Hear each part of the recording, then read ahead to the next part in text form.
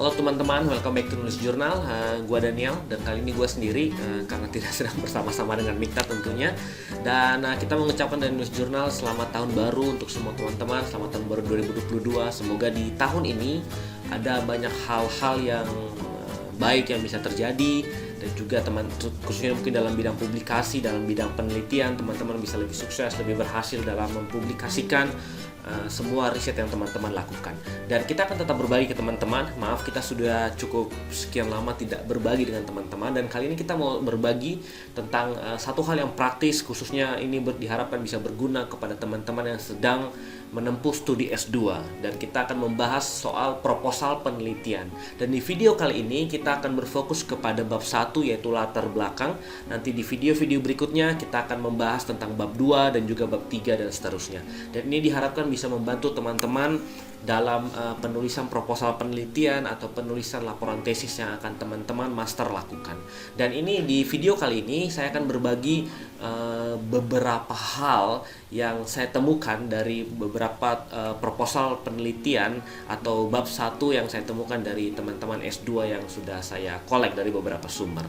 Dan kita akan membahas beberapa poin, dan khususnya akan diberikan penekanan kepada kesalahan-kesalahan yang sering kali dilakukan. Dan saya berharap dengan kita membahas video ini, teman-teman bisa tahu, bisa menghindari kesalahan-kesalahan yang biasa dilakukan, sehingga penulisan proposal tesis atau penulisan tesis teman-teman bisa lebih baik dari sebelumnya. Dan di video ini kita membahas bab 1, yaitu latar belakang. Dan teman-teman bisa lihat di bagian satu tentu sebelum saya masuk ke sini, format tesis di setiap kampus tentu berbeda-beda, tetapi ini saya mencoba mengambil satu format yang kita pakai di UGM, yaitu bab 1 adalah berfokus di latar belakang, dan juga nanti kita akan berbagi beberapa hal yang saya temukan dari kasus mahasiswa S2. Nah, ini latar belakang, apa sebenarnya konten latar belakang, dan di sini sebagian besar konten bisa dibilang dibagi menjadi 5 bagian besar. Itu pertama adalah latar belakang, rumusan masalah, tujuan penelitian, manfaat penelitian, dan juga keaslian penelitian. Nah, jadi teman-teman bisa lihat di sini kita akan bahas satu demi satu, dan juga kesalahan-kesalahan yang sering kali saya temui, dan semoga bisa menjadi bahan pembelajaran.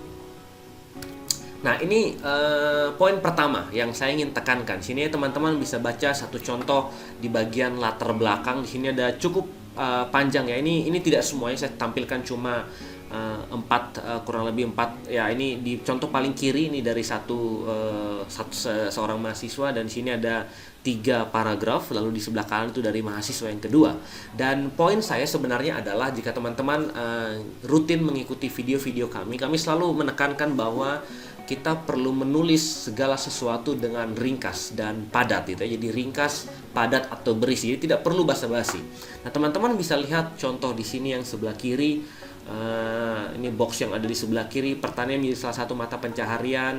Pertanian digunakan sebagai salah satu usaha, bla bla bla, wilayah Indonesia yang luas, bla bla bla. Nah, ini bukan berarti tidak boleh dilakukan, tetapi buat saya ada banyak kata-kata atau kalimat yang cenderung basa-basi di sini gitu ya. Seperti ini kalimat ketiga di sebelah kiri, wilayah Indonesia yang luas dan berada di bawah jalur khatulistiwa menjadi tempat yang baik bagi berbagai jenis tanaman dan hewan untuk tumbuh dan berkembang. Oke, ya ini sesuatu yang, tapi buat saya ini lebih kepada basa-basi. Kita nggak perlu tulis hal-hal seperti ini di tesis ataupun di scientific article. Jadi kita bisa buang kalimat ini. Atau misalkan apalagi ya? Ya, itu kalimat. Atau kita lompat ke box yang kedua di sebelah kanan. Gejala pestisida adalah ini, hal ini akibat mengkonsumsi pestisida dalam jumlah yang banyak, bla bla bla, sehingga nah ini mengakibatkan kemandulan baik dalam bla bla bla. Nah, ini sebenarnya halnya bisa dikombin menjadi satu. Contohnya misalkan sini kan gejala langsung pestisida adalah pusing, mual-mual, mata kejang-kejang, dan bla bla bla. Lalu di bagian terakhir paragraf ini adalah terjadi kemungkinan kelainan anak dengan gangguan fungsional. Nah, kenapa nggak digabung aja di atas? Jadi ya kita poin pertama adalah tesis kita itu bukan Wikipedia, jadi bukan list lengkap dari topik tersebut, tapi kita berusaha merangkumnya dengan padat dan jelas, sehingga mungkin box yang di kanan ini kita tidak perlu tuliskan semua efek samping dari pestisida, tapi mungkin cuma efek-efek mungkin satu efek yang kecil, lalu mungkin dua efek yang sedang misalkan, lalu dua efek lagi yang cukup berat, efek kesehatan cukup berat. Jadi kita tidak perlu tuliskan lengkap. Jadi kita bisa persingkat satu paragraf ini cuma menjadi mungkin satu kalimat saja. Jadi misalkan gejala yang ditimbulkan dari pestisida adalah pusing-pusing, mual-mual, dan dapat menimbulkan kanker dan tumor. Lalu efek jangka panjangnya adalah kelahiran anak dengan gangguan fungsional tubuh. Itu contoh sederhananya. Jadi kita tidak perlu tuliskan secara lengkap, tapi fokus saja ke hal-hal yang detail. Karena tentu kita tidak sedang mengarang. Seringkali kita tekankan di semua video-video, di banyak video-video kita, bahwa menulis scientific article atau tesis, publikasi dan sebagainya itu bukan nulis novel. Jadi kita tidak perlu lengkap, kita juga bukan kamus ya. Jadi Wikipedia, jadi tidak perlu dijelaskan secara detail, tapi hal-hal yang penting saja. Itu poin pertama yang ingin saya sharekan, bahwa hindari kata-kata yang tidak perlu dan basa-basi, gitu ya. Tulis ringkas dan berisi. Nah, lalu poin kedua adalah perhatikan tata bahasa dan aturan penggunaan paragraf yang baik dan benar. Nah, ini seringkali walaupun mungkin ya kita sudah belajar bahasa Indonesia mungkin terakhir SMA gitu ya, tapi kita perlu ingat lagi gimana sih kaidah penulisan paragraf yang benar. Nah, ini seperti teman-teman lihat dari satu contoh ini kan satu paragraf tapi terdiri cuma dari satu kalimat. Nah, tentu ini kan sesuatu yang tidak boleh. Itu kan satu paragraf idealnya terdiri dari minimal mungkin 3-4 kalimat minimal. Nah, sekarang kan ini cuma satu kalimat. Jadi tentu ini sesuatu yang dihindari dan tidak mengikuti kaidah penulisan paragraf yang baik dan benar, gitu ya. Itu poin kedua. Jadi perhatikan tata bahasa sehingga tidak salah dalam penulisan. Lalu poin ketiga adalah ini saya sengaja copy, ini ada 3 halaman dari satu sumber, dari satu contoh proposal tesis mahasiswa S2, dan saya lihat hal yang membuat risih dari sini adalah tidak ada referensi. Ini teman-teman bisa lihat, ini panjang ya, ini kalimatnya, ini dari orang yang sama, dari sumber yang sama. Teman-teman bisa lihat, ini ada banyak sekali, ini saya copy screen capture dari 3 halaman, dan teman-teman bisa lihat bahwa tidak ada referensi sama sekali di sini.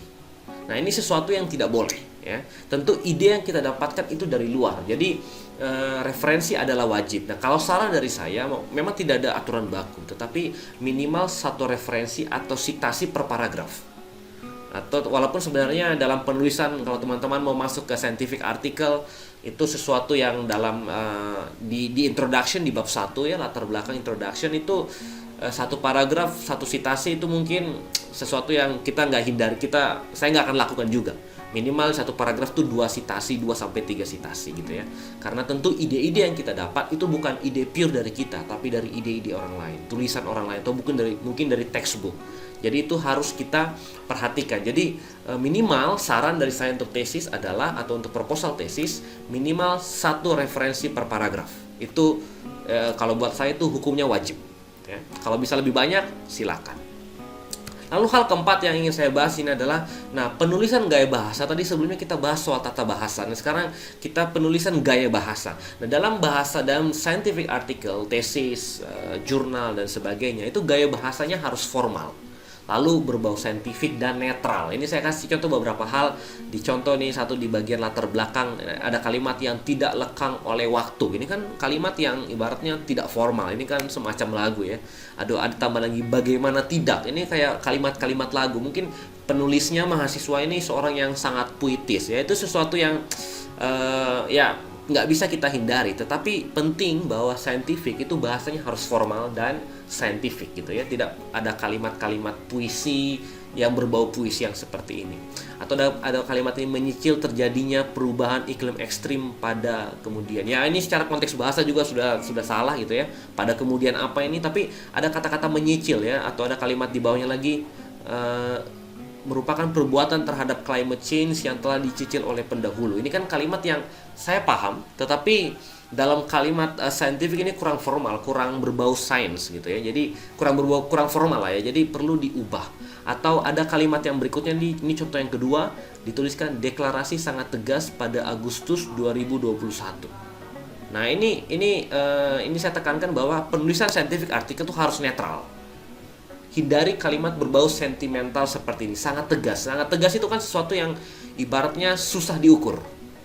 Deklarasi sangat tegas, apalagi ada penekanan kata sangat tegas. Nah, ini sesuatu yang tidak netral, berbau perasaan, berbau sentimental. Ini sesuatu yang harus kita hindari. Jadi ini harus dihindari. Atau mungkin ada yang ada contoh yang sebelah kanan ini, mahasiswa merupakan individu yang sedang dalam proses menimba ilmu dan terdaftar sedang menjalani pendidikan pada saat ini. Ya, ini definisi yang buat saya mungkin lebih saya lupa kenapa saya cantumkan ini, tapi ini mungkin lebih kepada hal yang tadi berbau basa-basi yang tidak perlu, atau individu yang sedang proses menimba ilmu. Ya, ibaratnya sederhananya kita tidak perlu memberikan definisi mahasiswa. Jadi kita tidak perlu memberikan definisi untuk hal-hal yang umum gitu ya. Kayak mahasiswa kan ya semua orang tahu mahasiswa, ngapain kita jelaskan lagi definisi mahasiswa seperti apa. Baik, berikutnya adalah kutipan statistik. Nah, di dalam introduction atau bab 1 yang latar belakang, itu sesuatu yang sah-sah saja jika kita mengutip hasil statistik orang lain. Itu sesuatu yang sah-sah saja. Tetapi dalam penulisan itu kita perlu melihat aturan penulisan statistik yang baik dan benar. Ini contoh yang di pertama sebelah kanan, bahwa hasil uji statistik diperoleh nilai P, ini p-value maksudnya, sama dengan 0,000, 3 angka di belakang koma. Jadi HO, hipotesis 0, ditolak karena P kurang dari 0,05. Ya, oke, ini sesuatu yang mungkin benar, kata-katanya tidak ada yang salah, tetapi secara scientific article ini dihindari, atau bahkan bila perlu kalau kalimat saya ini sesuatu yang salah, karena kita tidak perlu menuliskan ibaratnya hipotesis 0, atau kita tidak perlu menuliskan p-value-nya berapa, kita tidak perlu menuliskan ditolak karena p-value 0,05. Ya jelas, karena secara statistik kita sudah tahu bahwa H0-nya, hipotesis 0-nya itu ditolak kalau p-value-nya kurang dari 0,05. Jadi kita tidak perlu menuliskan hal-hal yang seperti ini. Atau ada kalimat contoh di bawahnya dengan nilai p-value 0,025 gitu ya. Jadi melalui uji statistik. Nah, kalau dalam kaidah penulisan artikel ilmiah, silakan teman-teman cek itu kalau saya ditulis ini mengikuti apa itu American Psychological Association. Silakan, itu bisa ada banyak contohnya di Google. Tapi yang jelas kita tidak perlu menuliskan hal-hal seperti ini gitu ya dengan uji statistik. Bahkan bila perlu kita mungkin perlu menuliskan ujinya itu sebenarnya apa. Atau misalkan kan ada kode-kode uji ya, ada kode Pearson, regresi, atau Spearman dan bla bla, itu kan ada kodenya masing-masing, atau Kruskal-Wallis dan sebagainya. Nah, itu kode-kode itu perlu dicantumkan. Jadi ini kan soalnya tidak jelas uji statistik dengan p-value. Ya, dia lakukan uji statistik apa sebenarnya? Gitu kan? Itu sesuatu yang ibaratnya datanya tidak lengkap. Lalu yang contoh kedua di bawah uji statistik didapatkan nilai signifikan p-value ya, tapi lagi-lagi apa uji statistiknya apa gitu ya. Nah, lalu yang kedua, contoh yang ketiga di bawah berkisar antara menurut estimasi Pearson dan Spearman. Oke, dia sebutkan Pearson dan Spearman.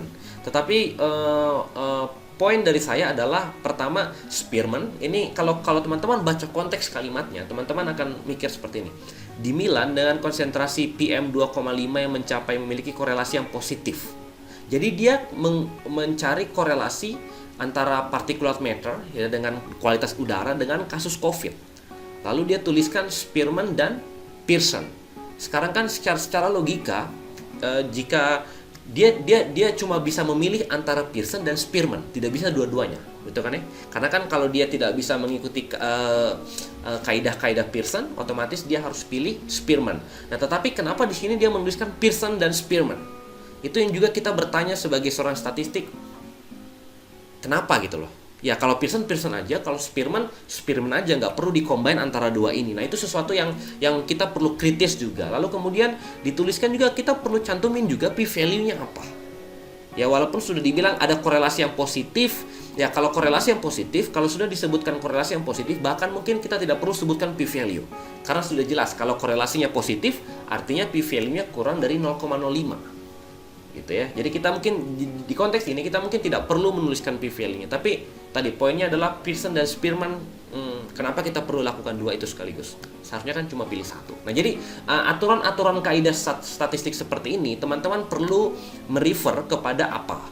Itu yang biasa sering kali kita lakukan. Kita refer ke kaidah penulisan statistik di sana. Lalu kemudian kita perlu kritis juga dalam menuliskan hasil statistik. Jangan langsung serta-merta percaya, tapi kita perlu mikir, ini benar nggak sih? Kenapa harus kayak gini? Kenapa harus kayak gitu? Itu tentang statistik. Next, berikutnya adalah kita bahas tadi latar belakang. Kita masuk sekarang ke bagian 1-2, yaitu perumusan masalah atau poin B, subsection perumusan masalah. Nah, perumusan masalah, satu hal yang pasti, perumusan masalah itu nggak perlu panjang-panjang dan berupa paragraf. Bisa mungkin terdiri dari 1 kalimat saja atau 2 kalimat saja, tapi yang jelas objektifnya itu apa. Kita perlu cantumkan knowledge gap-nya itu apa. Jadi tidak perlu mengulangi, karena jika kita menulis panjang-panjang seperti yang di box kiri, ini seperti merangkum yang ada di awal, ataupun kita melakukan pengulangan. Nah, itu yang kita ingin hindari. Jadi perumusan masalah itu tidak perlu panjang-panjang, 1 atau mungkin 1 kalimat jika bisa, jika tidak bisa mungkin 2 kalimat maksimum. Yang jelas knowledge gap-nya itu apa. Nah, dalam tujuan khusus, lalu kemudian ada bagian kedua, yaitu tujuan khusus. Nah, bagian berikutnya tentang tujuan khusus ini lebih kepada detail objektif atau detail research question yang seperti apa. Nah, tetapi poinnya adalah gini, di dalam tesis itu kan ada jangka waktunya mungkin maksimal 6 bulan. Jadi gimana caranya kita bisa menyelesaikan penelitian dalam jangka waktu 6 bulan yang tidak terlalu panjang. Nah, tetapi poin yang paling penting adalah kalau dari saya sendiri, tujuan khusus atau sub objektif atau sub research question ini nggak perlu banyak-banyak, maksimum 4. Ini contoh di sebelah kiri ini sampai E. Ini semuanya sampai E, saya tuliskan. Nah, tetapi perlu diperhatikan bahwa kenapa kita perlu stick 3-4? Supaya semuanya doable gitu ya. Semuanya doable, semuanya bisa dikerjakan. Walaupun saya yakin yang menuliskan tesis proposal ini, dia berpikir dia bisa menyelesaikan 5 dalam jangka waktu kurang lebih 6 bulan. Tetapi kalau saya pribadi, saya mengusulkan kalau bisa 3-4. Lalu itu cukup dalam, cukup spesifik, sesuatu yang bisa terukur itu ya. Silakan teman-teman cek video kita tentang research question. Di situ kita ada bahas hal-hal seputar itu. Yang jelas harus bisa terukur juga, measurable. Lalu ya saya lupa berapa parameter yang lain. Harus jelas juga apa yang diukur, apa yang mau diukur, metodenya seperti apa, cara kita melaporkannya. Itu sesuatu yang harus bisa dipikirkan pada waktu kita menentukan research question atau tujuan khusus. Itu ya. Nah, lalu kemudian saya komentari beberapa hal ini. Ini yang bagian pertama, silakan teman-teman lihat box yang kiri paling atas. Itu tujuan khususnya mengetahui hasil pemeriksaan dari darah pada petani penyemprot pestisida. Oke, ini tujuan, tetapi ini bukan sesuatu yang pantas dijadikan tujuan khusus. Kita lebih ingin tahu sebenarnya, misalkan contohnya seperti contoh yang di bawah, menganalisa hubungan antara penjamah. Jadi dia menganalisa hubungan, itu kan jelas. Dia tidak cuma collect data, tapi dia ingin analisa. Tetapi contoh yang di kiri atas, dia cuma tuliskan mengetahui hasil pemeriksaan. Ya, so what? Sudah kita tahu apa sebenarnya yang kita ingin teliti. Nah, itu perlu dibuat lebih rinci di tujuan khusus. Jadi jangan terlalu ngambang-ngambang yang seperti ini gitu ya. Lalu mengetahui dampak kesehatan. Nah, ini it's okay. Ini lebih spesifik, sesuatu yang sah-sah saja. Mengetahui residu yang mungkin dihasilkan dari hasil produksi pertanian yang ada di pasar. Ya, ini sesuatu yang sah-sah saja, tetapi perlu pikirkan apakah kalau feeling saya yang pertanyaan C, yang box kiri atas ini, pertanyaan C ini sesuatu yang mungkin kita tidak perlu lakukan riset, tapi kita bisa dapat hasilnya dari literatur review. Nah, ini sebenarnya kecuali riset kita itu berbau systematic review, silakan lakukan itu karena kita berusaha menjabarkan dan menggali konteks. Tetapi kalau ini berbau data primer, mungkin yang C ini mungkin saya akan hindari karena residu yang dihasilkan yaitu sesuatu yang ibaratnya kita bisa dapat dari literatur review, bukan dari data primer yang kita collect. Itu sesuatu yang saya hindari. Dan saran-saran lainnya. Jadi poinnya adalah tujuan khusus, sesuatu yang harus spesifik, sesuatu yang harus dapat diukur dan tidak ngawang-ngawang. Jadi memudahkan teman-teman dalam pengambilan data dan analisanya nanti. Next, nah ini berikutnya adalah tentang klaim. Di dalam bagian pertama tentu kita berhak menaruhkan klaim-klaim, tetapi penting sekali bahwa setiap klaim itu harus ada referensi. Nah, teman-teman lihat di sini contoh yang di kiri atas, faktor risiko di atas tidak begitu menjadi perhatian serius. Oke, tidak menjadi perhatian serius. Siapa yang ngomong ini? Apakah ini asumsinya penulis? Apakah ini dari sitasi, apakah dari mana? Ini kan sesuatu yang tinggi. Ingat, poinnya adalah kita harus netral. Di dalam setiap, terutama di bab 1, kita usahakan diri senetral mungkin. Baru di bagian discussion, itu baru kita taruh argumen kita. Tetapi di bagian latar belakang, kita mengusahakan senetral mungkin. Ataupun kalau kita kasih kalimat perhatian serius, nah itu kita perlu kasih sitasi.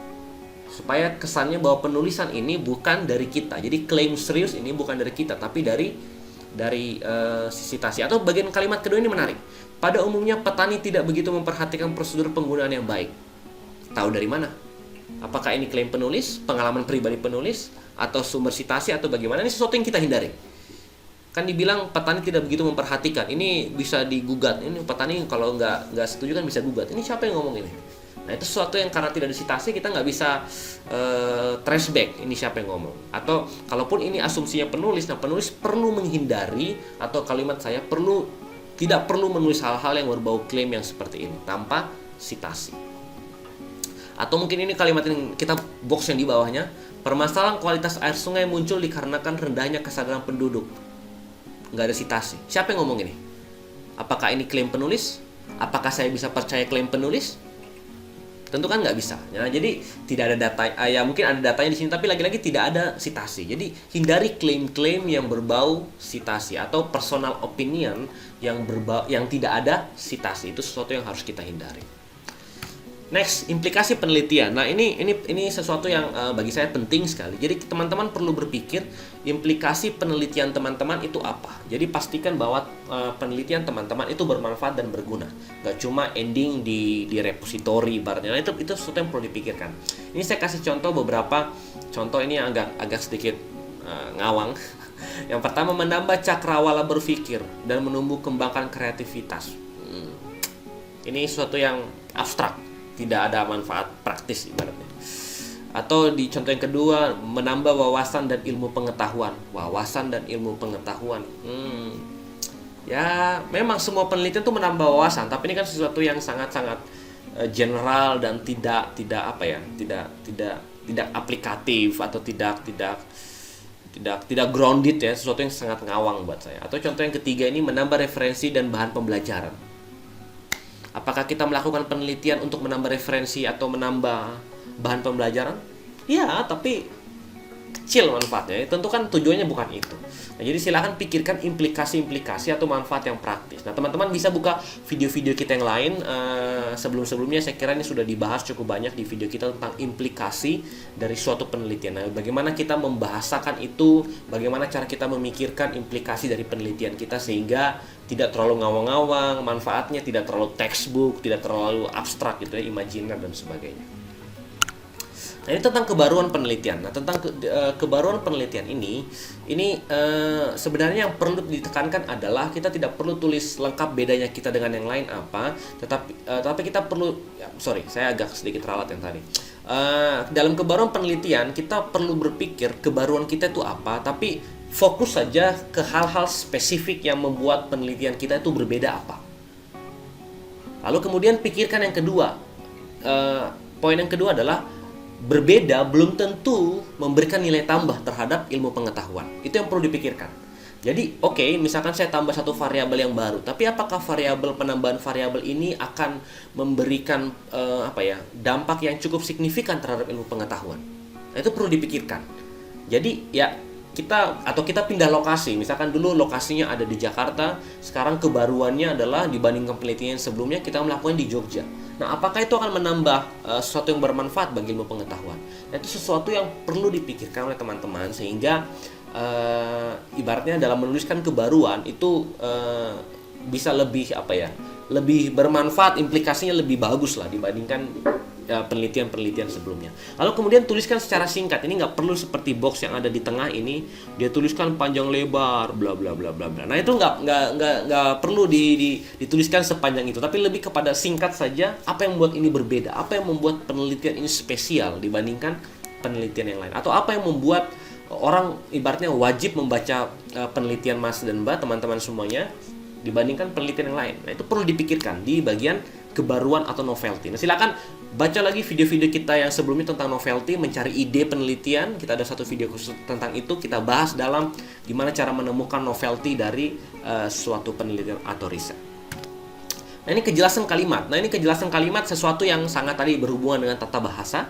Tetapi kita perlu pikirkan di sini, misalkan rumah sakit merupakan mikroorganisme patogen. Ini kan sesuatu yang saya juga tidak paham ini artinya apa.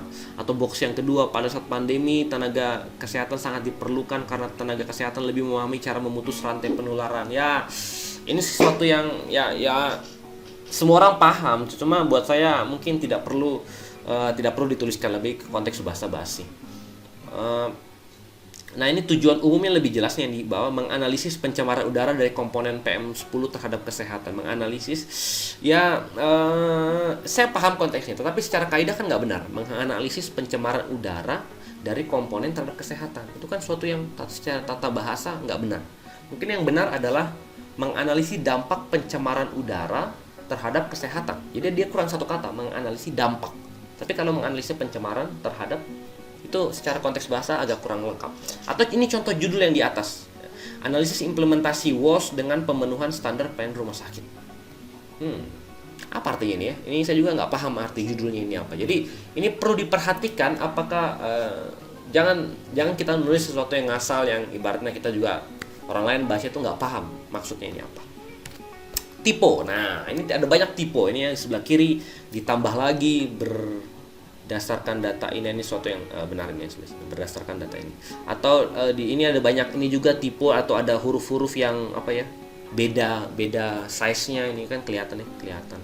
Atau di bagian kiri atas ini juga menurut Permenkes adalah upaya kesehatan yang what gitu ya. Nggak ada kurang. Atau ini pendahuluan, ini judulnya sudah salah, kurang A. Atau ini penulisan reagen kimia yang tidak benar gitu kan, 5-nya kan harusnya di bawah gitu dan sebagainya. Nah, ini tolong diperhatikan tipe-tipe seperti ini. Kita tentu tidak mau sebagai pembimbing, sebagai reviewer jurnal, kita paling malas sebenarnya mengoreksi tipe-tipe seperti ini. Jadi tolong teman-teman hati-hati dalam menulis atau dibaca lagi supaya menghindari tipe-tipe yang seperti ini. Nah, ini tadi kalimat kosong dan basa-basi. Pengolahan memerlukan bla bla bla, pengolahan limbah medis yang buruk pada masa pandemi dapat menjadi bahaya kesehatan. Ya, semua orang udah tahu itu, jadi itu sesuatu yang mungkin buat saya tidak perlu ditulis. Atau di bagian bawah, penyediaan air sanitasi bla bla bla terkait dengan hygiene merupakan bagian dari program WOS. Ya, jelaskan ya, penyediaan air sanitasi adalah bagian dari WOS. Itu sesuatu yang jelas, yang ngapain kita tulis hal-hal seperti ini. Nah, itu hindari kalimat kosong dan basa-basi. Nah, ini penggunaan bahasa asing juga perlu diperhatikan. Walaupun saya belum menemukan kaidah yang jelas, tetapi kalau saya mengusahakan jika memakai kalimat bahasa asing itu dibuat italic. Nah, ini kan ada seperti ya concern. Itu bisa dibuat italic, miring, atau public health itu juga bisa dibuat miring. Atau contoh yang di kiri ini saya kurang tahu ini orang lakukan apa, tapi yang jelas ini semuanya dalam bahasa Inggris. Teman-teman bisa lihat ya, coagulant bla bla bla, coagulation bla bla bla, the methodology adopted in this work bla bla bla. Ini mungkin dia cuma mengcopy paste dari suatu jurnal atau suatu textbook berbahasa Inggris. Ini sesuatu yang salah ya. Ini kalau ini bisa bertipe plagiat. Ini sesuatu yang kita langsung coret, kita langsung buang. Jadi hindari hal-hal seperti itu. Nah, sebagai summary dalam video kali ini, yang pertama adalah poin pertama adalah teks itu pikirkan apakah kalimat itu perlu atau tidak, atau mungkin apakah bisa saya buang atau bisa saya persingkat atau tidak. Jadi dalam round pertama kita silakan tulis panjang-panjang, tetapi itu mengapa kita perlu 3 ronde. Kalau saya sebutkan kita perlu 3 ronde. Ronde pertama itu penulisan awal, silakan tulis sepanjang-panjangnya, tapi perlu juga diperhatikan jangan terlalu panjang, jangan terlalu banyak. Nah, di ronde yang kedua kita perlu baca ulang tulisan kita. Jadi supaya tulisan itu tidak tadi, pikirkan yang pertama apakah perlu saya buang, apakah bisa saya persingkat, itu di ronde yang kedua. Lalu kemudian kita juga bisa memperbaiki tipe kita kalau kita lakukan ini. Lalu kemudian di ronde ketiga, di review yang kedua, baca ulang lagi semuanya, cek tipe-tipe, cek lagi tadi apakah bisa saya buang kalimatnya, apakah bisa saya persingkat dan sebagainya. Kita perlu 3 ronde penulisan. Yang pertama adalah tulis di awal, lalu kemudian review lagi dan review lagi. Jadi sesudah dari output yang ketiga, di review yang kedua, itu baru kita bisa submit entah ke jurnal atau ke dosen kita. Jadi perlu diperhatikan oleh para teman-teman yang masih mahasiswa S2. Lakukan 3 ronde ini supaya tulisannya bagus. Lalu perhatikan storyline dan urutan penempatan kalimat. Jadi storyline itu harus diperhatikan. Jangan tiba-tiba dia lompat dari misalkan paragraf 1 tentang kondisi global dunia, paragraf kedua tentang kondisi di Indonesia, tapi paragraf ketiga dia lompat lagi ke kondisi global. Nah, ini sesuatu yang harus kita hindari. Itu mengapa silakan cek video kita tentang penulisan draft jurnal. Itu kita bahas salah satu triknya adalah membuat bullet point supaya kita tahu dulu, kita bisa lihat sebelum kita tulis lengkap urutan kalimatnya itu seperti apa, konteks-konteksnya itu seperti apa, supaya nggak lompat cerita. Jadi perlu diperhatikan dalam penulisan bab 1 adalah seperti segitiga terbalik gini ya. Jadi dari konteks global makin mengerucut ke konteks regional misalkan atau ke konteks nasional, baru mengerucut lagi ke study case misalkan di kabupaten mana. Jadi harus seperti segitiga terbalik. Itu harus diperhatikan. Lalu kemudian ini penting sekali, hindari klaim tanpa sitasi. Jadi setiap klaim, setiap statement-statement di bagian bab 1 khususnya itu harus ada sitasi. Supaya kita pastikan bahwa tidak ada opini pribadi dari penulis di bagian latar belakang, mengurangi. Kecuali nanti di bagian knowledge gap objektif, yaitu silakan sampaikan pendapat pribadi, karena kan tentu itu dari kita yang mengidentifikasi apa yang masih missing dari penelitian yang kemarin-kemarin. Tetapi jika ada klaim-klaim seperti tadi ya, hal ini sangat penting, lalu tidak ada sitasi, itu kan perlu dipertanyakan. Siapa yang bilang itu sangat penting? Nah, kita hindari hal-hal tadi ya, klaim tanpa sitasi. Oke, mungkin begitu saja dari video dari